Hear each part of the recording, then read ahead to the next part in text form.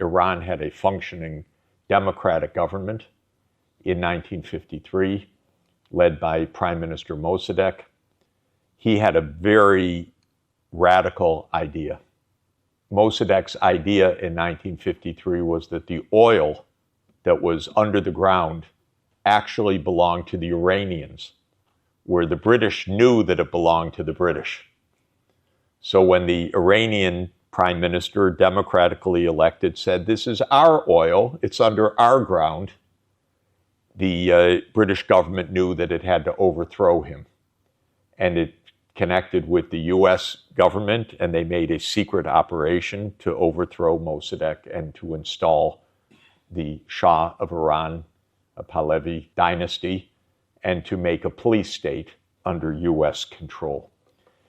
If you add up all such regime change operations by the United States between 1945 and 1989, at the end of the Cold War, one scholar, Lindsay O'Rourke, in an excellent book in 2017 called Covert Regime Change, and she was a student of John Mearsheimer at the time, she counted 64 covert regime change operations by the United States, mostly CIA-led, and 6 overt regime change operations, meaning an open war to topple another government.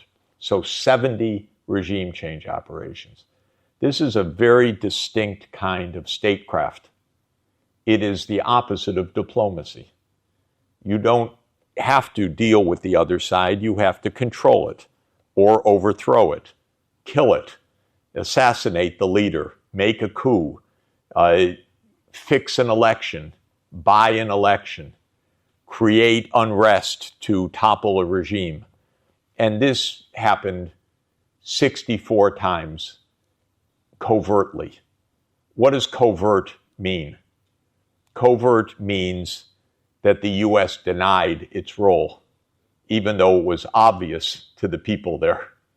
So when these events occur, they're not really covert in the sense of who did this. Everyone says the United States did it, but the United States said, we didn't have anything to do with it. That wasn't us, that was a local unrest. So I mention all of this because that kind of arrogant statecraft, which is imperial mentality, was the U.S. mentality from 1945 to 1991. It was justified to the American people as necessary because of the war against global communism. So that was the explanation that was given, and especially against the Soviet Union. And the United States accused the Soviet Union of wanting to take over the world, and it used that as an explanation to try to take over the world, every other place. And very importantly and interestingly, the United States rejected neutrality by any country and used the expression, if you are not with us, you are against us. So the U.S. also actively opposed neutrality. This is also a very interesting, peculiar idea, because many countries said, we don't want to choose. We want to trade with the Soviet Union. We want to trade with the United States. We don't have a big army. We don't attack us, but we don't want bad relations with either side. And the U.S. said, no, that's not good enough. You're either with us or you're against us.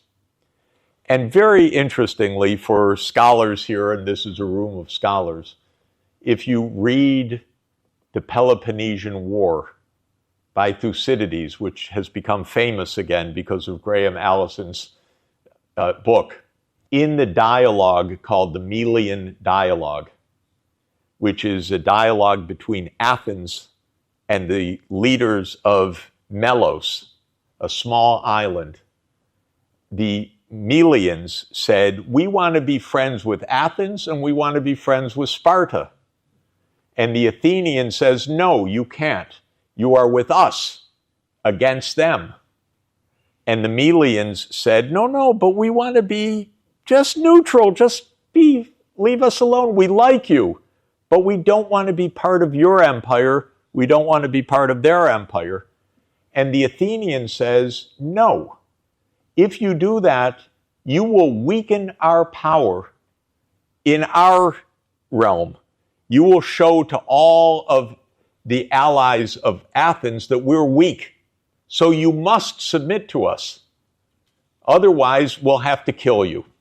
And actually, in history, apparently, in 416 BC, the Melos said, no, we will be neutral. And the Athenians invaded, and they killed all the Melian men, actually.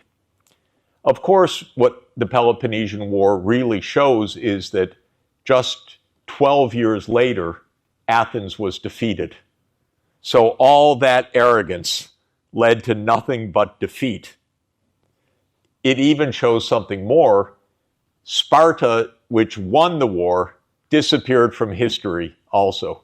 So neither side won in the end.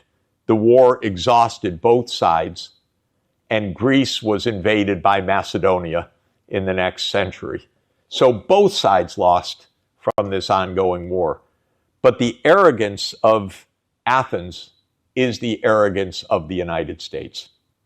And by the way, Athens was a great democracy, and it had a great arrogance, and it made a great self-disaster by that arrogance. And by being a democracy, they elected a lot of stupid people that were very demagogic and that told them, why don't we invade Syracuse? Why don't we continue the war? And they had no sense, and they were defeated in the end. So I began much of my work during this period from 1989 onward. I was already working in Latin America, but then came the end of the Cold War. And just to say, I was an advisor to President Gorbachev, not personally, but through his chief economist. And then I was personally an advisor to President Yeltsin. And I was personally an advisor to the president of Ukraine and to many of the other leaders. And I thought, well, this is wonderful. The Cold War is over. We're all now in a market economy worldwide. We can all share in prosperity. The poorer countries can grow faster and close the income gap with the richer countries. And the richer countries should help the poorer countries to catch up. And then we'll have a safe, prosperous world. 偷偷告诉大家，我最近发现了新法宝 Royal Face 逆时奇迹系列，它有活肤露、全效精华，还有精华霜。尤其我皮肤比较偏干，所以我非常的注重保湿。保湿做得好，肌肤自然烹饪。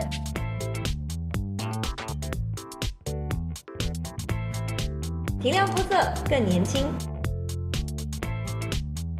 抚平皱纹超有感，而且气色变好。用心保养，每天都更美一点。